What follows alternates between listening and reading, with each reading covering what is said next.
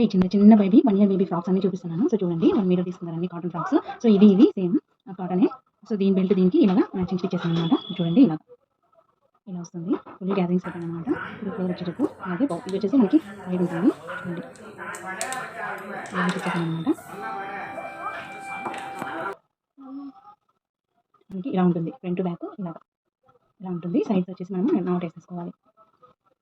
ఓకేనా. ఫ్రంట్ వచ్చేసి round neck ఇచ్చాను.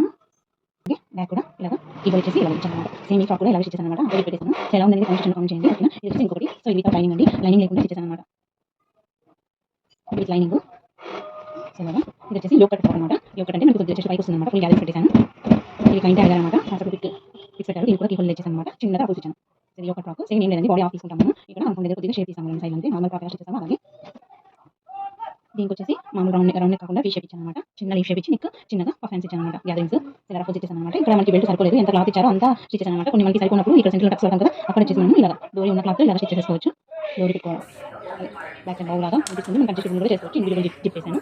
సో నెక్స్ట్ వచ్చేసి ఇంకొకటి ఇది వచ్చేసి మనకి ఎక్కువ క్లాత్ ఇవ్వలేదండి. ఇది సో పట్టు క్లాత్ ఇందులోనే ఈ బ్లౌజ్ పీస్ ఇచ్చారనమాట. సో ఇది వేరే ఎక్కువ వేసుకోండి. మనకి తక్కువ కన్నా అంటే తక్కువ ఇచ్చారనమాట. బిడ్డు బ్లౌజ్ ఇచ్చారు. ఎంత ఉంది కానీ ఒక పట్టి పెట్టాను అనమాట. ఇక్కడ బ్లౌజ్ కింద ఎంత ఉంది కానీ ఎంత ఇచ్చాను దగ్గర నేను ఏం వేస్ట్ చేయకుండా అంత పెట్టాను. ఆ బ్లౌజ్ ఇచ్చిన దగ్గర దాన్ని బాడీ పార్ట్గా ఇలా వేసాను అనమాట. సో ఇండివిజువల్ జిప్ ఇచ్చాను. బ్యాక్ సైడ్ దీనికి ఓవర్ కోట్ ఇలా స్టిచ్ చేశాను. కట్ ఇచ్చేసి సో మనకి ఇంకా లేదు అసలు క్లాత్.